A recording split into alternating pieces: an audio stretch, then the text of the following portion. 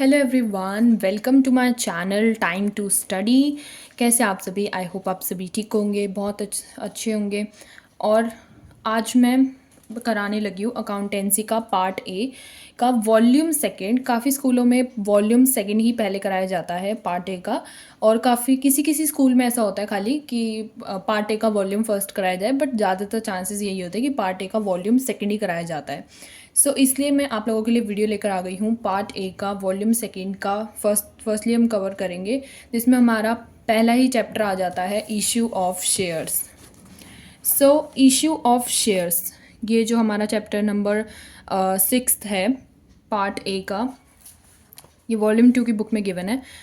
Issue of shares में हम सबसे पहले हम जानेंगे कंपनी क्या होता है। What is the company? A company is a voluntary association of persons created under the process of law.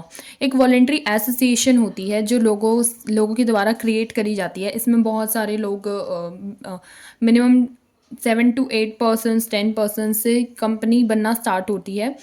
And इसके फीचर्स क्या क्या होते हैं कि ये सेपरेट लीगल एंटिटी होती है, ओनर से डिफरेंट इसकी एग्जिस्टेंस होती है, परपेचुअल एग्जिस्टेंस होती है, लिमिटेड इसकी लाइबिलिटी होती है, कॉमन सील होता है, ट्रांसफरबिलिटी ऑफ शेयर्स होते हैं, सेपरेशन कर सकते हैं हम ओनरशिप को।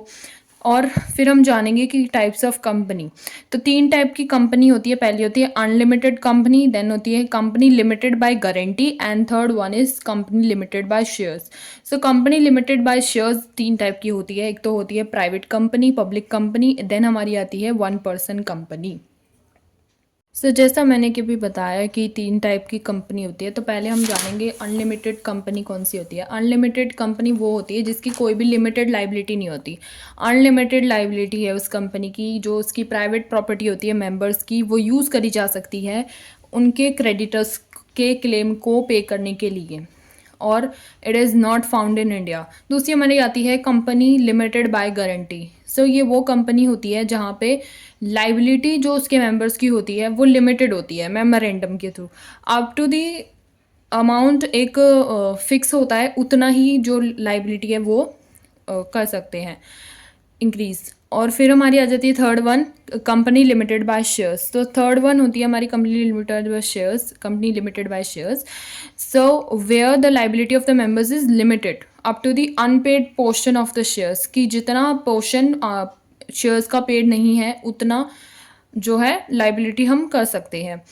ये जो कंपनीज होती हैं सब लिमिटेड शेयर्स वाली, ये आगे सब डिवाइडेड होती हैं। पहली तो होती है प्राइवेट कंपनी, फिर पब्लिक कंपनी, फिर 1 पर्सन कंपनी। आगे जो डिफरेंस है वो बुक में गिवन है, प्राइवेट, पब्लिक और 1 पर्सन कंपनी वाला, पार्ट ए की वॉल्यूम सेकंड में ही, इशू ऑफ शेयर्स वाले चैप्टर में ही। फिर हम जानेंगे कि शेयर्स क्या होते हैं। तो share is a one of the unit into which the capital of the company is divided. मतलब ये स्मॉलेस्ट पार्ट ऑफ जो है शेयर होता है। शेयर एक स्मॉलेस्ट पार्ट होता है कंपनी का, कंपनी की कैपिटल का, उसको हम शेयर कहते हैं। ये नेचर में मूवेबल प्रॉपर्टी होती है, ट्रांसफ़र कर सकते हैं हम किसी भी मैनर में, किसी भी पर्सन को शेयर्स अपने ट्रांसफ़र करे जा सकते हैं। 2 टाइप के शेयर्स होते हैं, एक होते हैं प्रेफरेंस शेयर्स, दूसरे होते हैं equity shares.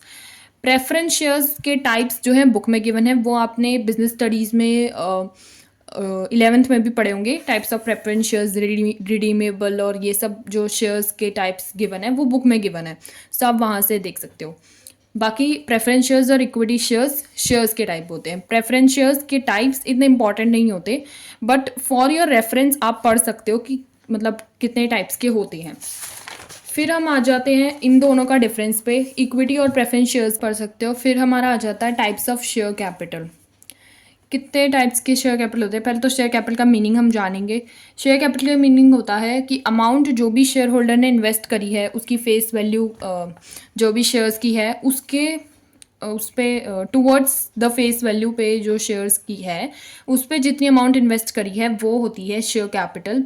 And share capital जो है आगे तीन या शायद 4 टाइप में होती है।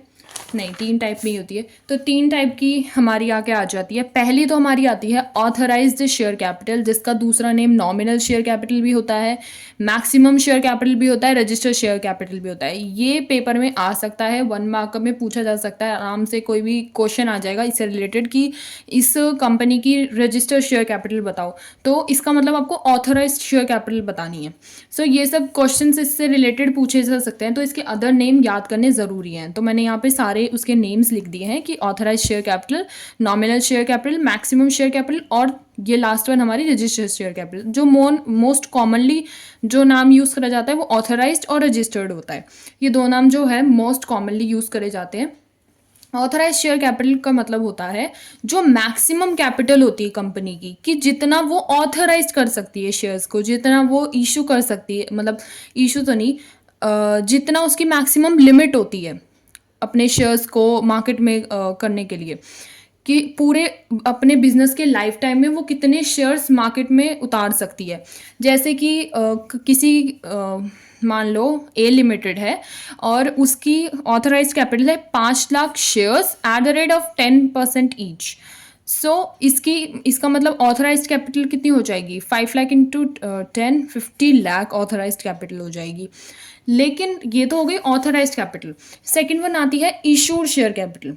इशूड मतलब ऑथराइज्ड में से कितनी इशू करी हमने, कितना पार्ट हमने ऑथराइज्ड में से एक टाइम में यूज़ करा इशू करने के लिए, और ये इशू करी जाती है पब्लिक में। सो पब्लिक में जो है इशूड कैपिटल इशू करी जाती है, और जो रिमेनिंग पार्ट होता है ऑथराइज्ड कैपिटल का उसको हम बोलते हैं अनऑथराइज्ड कैपिटल, जो बचा हुआ रिमेनिंग रह गया ऑथराइज्ड में से। अब जैसे मान लो इधर 50 लाख है, तो हम 50 लाख सारी एक बार में थोड़ी इशू कर देंगे, हमें जितनी की रिक्वायरमेंट है। जैसे 5 लाख शेयर्स ऑफ 10 ईच है, तो हमने मान लो 2 लाख शेयर्स ऑफ 10 ईच पे इशू करी, ठीक है। तो हमारी जो बच गई 3 लाख जो हमारी बच गई वो हमारी अनइशूड कैपिटल होगी, और जो हमने 2 लाख इशू करी वो इशूड कैपिटल होगी। तो मतलब ऑथराइज्ड कैपिटल में से जितनी हम इशू कर रहे हैं पब्लिक में वो तो हमारी होगी इशूड कैपिटल, और जितनी हमने ऑथराइज्ड कैपिटल में से इशू नहीं करी वो हमारी हो जाती है अनइशूड कैपिटल, ठीक है। जो हम लेटर बाद में जो हम इशू कर सकते हैं अपनी कंपनी की लाइफ टाइम में। सो जैसे मान लो इसमें से हमने 5 लाख शेयर्स ऑफ 10 ईच था, हमने उसमें से 4 लाख शेयर ऑफ 10 ईच जो है इशू करा, तो 40 लाख हो गया। बचा हुआ जो 1 लाख है, 1 लाख शेयर ऑफ 10 ईच, वो हमने अन इशूड जो कैपिटल होती है उसमें रखा है कि आगे हम अपनी लाइफ टाइम में उसको इशू करेंगे। फिर हमारी थर्ड वन आ जाती है सब्सक्राइब्ड शेयर कैपिटल। तो सब्सक्राइब्ड शेयर कैपिटल वो होता है जो पार्ट इशूड शेयर कैपिटल का जो सब्सक्राइब करा गया है पब्लिक के द्वारा, जो पब्लिक ने जिन शेयर्स को सब्सक्राइब करा वो उनको बोला जाता है सब्सक्राइब शेयर कैपिटल, और जिन शेयर्स को सब्सक्राइब नहीं करा वो होते हैं अनसब्सक्राइब्ड शेयर कैपिटल, जो सब्सक्राइब नहीं करी गई, ठीक है। इशूड में से ज़रूरी नहीं होता कि सारी शेयर्स कैपिटल जो है वो पब्लिक जो है वो कर दे, मतलब सब्सक्राइब कर दे, ज़रूरी नहीं होता। कुछ अनसब्सक्राइब भी रह जाती है। जैसे 4 लाख इशू करी थी तो उसमें 3,80,000 जो है इशू करी है, मतलब सब्सक्राइब करी है। इशू तो 4 लाख करी थी, तो बाकी की बची हुई 20,000 जो है इसमें इशू तो करी गई थी बट सब्सक्राइब नहीं करी गई थी। सो ज़रूरी नहीं होता कि पूरी की पूरी जो है सब्सक्राइब करी जाए, वो अनसब्सक्राइब में आ जाती है। पब्लिक कंपनी ने इशू तो करी है बट अनसब्सक्राइब्ड है। फिर हमारा नेक्स्ट आ जाता है प्रेजेंटेशन, जो सब्सक्राइब्ड कैपिटल की बैलेंस शीट में आती है। तो 2 वे में होती है, एक तो subscribed and fully paid up जो मैं अभी बता रही थी, एंड दूसरी होती है subscribe but not fully paid up, जो आपने सब्सक्राइब तो करी है बट वो फुली पेड अप नहीं है। कि जैसे कंपनी ने इशू करी कैपिटल, ऑथराइज कैपिटल थी हमारी 50 लाख, जैसे कि हमने पीछे एग्जांपल लिया था 5 लाख ऑफ 10 ईच, ठीक है। उसमें से अगर इशू करी है 4 लाख ऑफ 10 ईच, तो 40 लाख हमारी हो गई, ठीक है। तो 4 लाख अगर इशू करी है उसमें से 3,80,000 हमारी सब्सक्राइब में बता रही थी, तो 20,000 अनसब्सक्राइब्ड होगा। तो 20,000 जो है वो subscribe but not fully paid up में आएगा, बट 3,80,000 जो है वो subscribed and fully paid up में आएगा, कि पूरी पे करी है। जैसे कि 3,80,000 है, उसमें से भी 2 पार्ट्स में डिवाइड होएगा ना, कि काफ़ियों ने तो पूरी पे कर दी होगी और काफ़ियों ने पूरी पे नहीं करी होगी, ठीक है।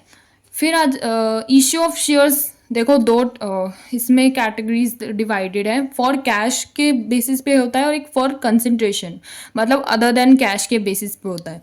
सो फॉर कैश के बेसिस पे तो दो बेसिस पे होता है, एक तो होता है एट पार, एक होता है एट प्रीमियम। एट पार में मतलब 10 के शेयर्स थे, 10 के 10 ही जो है सब्सक्राइब्ड हो गए।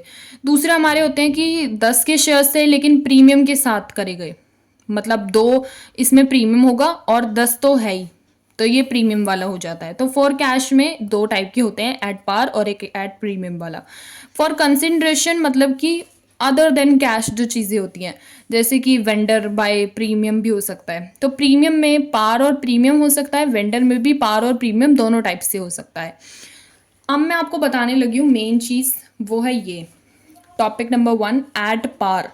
एट पार पे जब शेयर इशू करे जाते हैं तो कौन कौन सी जर्नल एंट्रीज बनती है, ये मेन इंपॉर्टेंट है, ये बेस ही है, चैप्टर का बेस है। अगर ये जर्नल एंट्रीज बनानी आ जाती हैं, मान लो मतलब 20% चैप्टर जब भी हो गया। यहाँ पे पहली एंट्री बनाई जाती है जब हम शेयर को रिसीव करते हैं, शेयर एप्लीकेशन में मनी को रिसीव करते हैं, जब बनाई जाती है वो होती है हमारी पहली एंट्री। बैंक अकाउंट को हम डेबिट करते हैं और टू शेयर एप्लीकेशन, ये होती है पहली एंट्री। ये सारी जर्नल एंट्रीज तकरीबन 8 एंट्री होती हैं ये, तो ये इंपॉर्टेंट होती हैं, इनको लर्न इट बाय हार्ट कर लो, बिकॉज ये तो सेम रहती हैं, इनमें चेंजेस आ सकते हैं, जैसे कि प्रीमियम वगैरह पे हो तो आगे चेंजेस आ जाएंगे। ये पार में तो सेम ही रहेगी, जैसे 10 के शेयर्स हैं और 10 में ही हो गए issue. So bank to share application, share application to share capital, ये तो हो गई शेयर एप्लीकेशन की एंट्री। मतलब मनी पहले हमने शेयर एप्लीकेशन में रिसीव करी और फिर हमने उसी मनी को ट्रांसफ़र कर दिया शेयर कैपिटल में, तो ये हो जाती है शेयर एप्लीकेशन की 2 एंट्री। फिर हमारी आ जाती है share allotment to share capital. अब देखोगे कि इसमें जो एंट्री सेकंड नंबर पे बन रही थी वो इसमें एंट्री फर्स्ट नंबर पे बन रही है। ये याद करने का तरीका बता रही हूँ, थोड़ा आसान हो जाएगा। Share application to share capital था, यहाँ पे share allotment to share capital आ जाएगा। ठीक है, इसमें हम अलॉटमेंट को, जो अलॉटमेंट की जो हमारी मनी रिसीव करेंगे वो उसको हम ड्यू कर रहे हैं पहली एंट्री में, अलॉटमेंट वाली में। फिर दूसरी उसी एंट्री में हम उसे रिसीव कर रहे हैं। इसमें हम पहले रिसीव कर रहे थे, फिर हम उसे ड्यू कर रहे थे, बट इसमें हम पहले ड्यू करते हैं। बाकी सारी एंट्रीज में ऐसे होएगा कि हम पहले ड्यू करेंगे फिर रिसीव होएगी। तो इसकी सेकंड एंट्री होएगी बैंक टू शेयर अलॉटमेंट। इसमें पहली एंट्री क्या थी, बैंक टू शेयर एप्लीकेशन, मतलब इस वाली एंट्री के अपोजिट बाकी सारी एंट्री होंगी। बस एक एंट्री याद करने की देर है, बाकी सारी एंट्री अपने आप याद हो जाएंगी। याद करने का तरीका है ये। तो share allotment to share capital, then bank to share allotment. फिर यही सेम चीज़ यहाँ रिपीट हो जाएगी। शेयर अलॉटमेंट यहाँ पे था, फिर यहाँ पे आ जाएगा share first call account, debit कर दोगे। फिर शेयर कैपिटल नीचे था, to share capital account, same हो जाएगी। बस पहले एप्लीकेशन था, फिर अलॉटमेंट है, फिर फर्स्ट कॉल है। फिर यही जो मनी रिसीव करी थी फर्स्ट कॉल पे, शेयर फर्स्ट कॉल पे, इसी मनी को रिसीव कर लोगे bank to share first call. ये एंट्री जो इसमें यहाँ पे बनाई थी और इसमें यहाँ पे बनाई थी, वैसे ही इसमें हो जाएगी यहाँ पे bank to share first call. इसमें मैं पीछे जो अमाउंट आती है वो भी करनी बताऊंगी, बस पहले जर्नल एंट्रीज याद करनी इंपॉर्टेंट है, इसलिए मैं कह रही हूँ कि पहले जर्नल एंट्रीज का एक रेफरेंस ले लो, थोड़ा सा याद हो जाएगा, वरना क्वेश्चंस करते करते याद हो ही जाती है ये एंट्रीज वगैरह। एक दो बार देख के करोगे फिर अपने आप जो है याद हो जाएंगी और खुद करने लगोगे। फिर आती है शेयर फाइनल कॉल की, share final call to share capital, जिसमें मनी ड्यू होएगी। फिर हमारी आ जाती है ट्रांसफ़र की, कि bank to share final call receive हो जाएगी, ट्रांसफ़र हो जाएगी इसमें। ठीक है, तो ये हो जाएगी एट पार की एंट्री, जिसमें 10 वाले होंगे, 10 में ही इशू होंगे, मतलब फुली सब्सक्राइब्ड हो गए। जैसे कि अभी हमने एट पार वाला टॉपिक करा है, तो मैं पहले पार वाला क्वेश्चन कराऊंगी।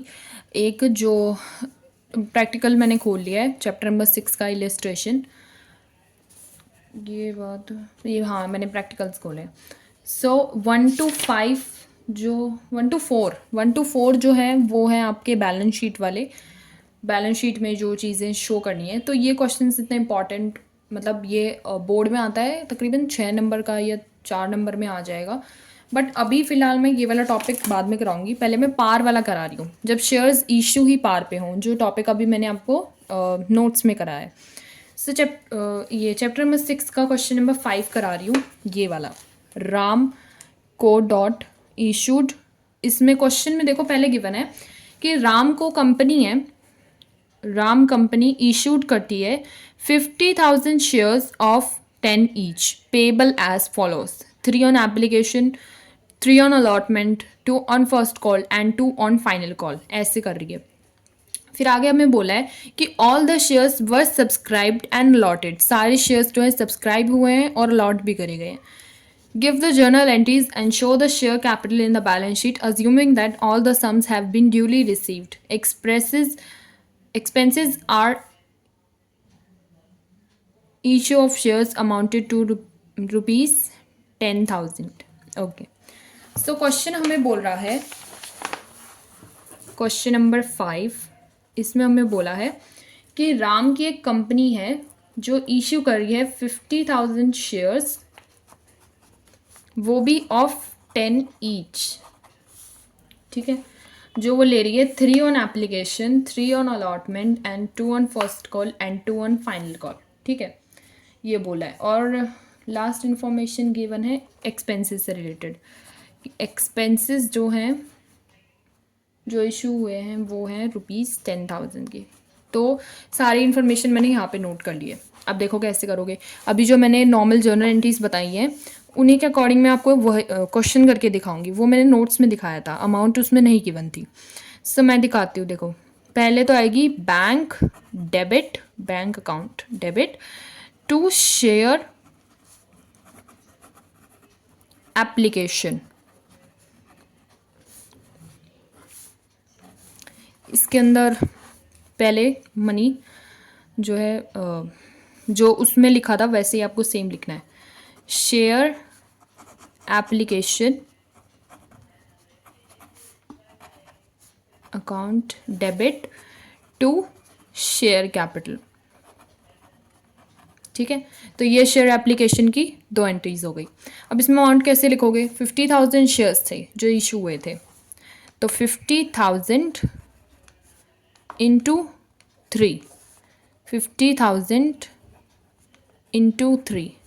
देखो यहाँ पे ऐसे करके नहीं लिखना होता 50,000 इंटू 3, ये मैं आपको समझाने के लिए पहले क्वेश्चन में ऐसे लिख के दिखा रही हूँ। यहाँ पे जो है इसका मल्टीप्लाई करके लिखना होता है कि 50,000 पे एप्लीकेशन की 3 रेट थी, तो 50,000 इंटू 3 करोगे, ठीक है, ऐसे कर यहाँ पे अमाउंट लिखोगे मल्टीप्लाई करके।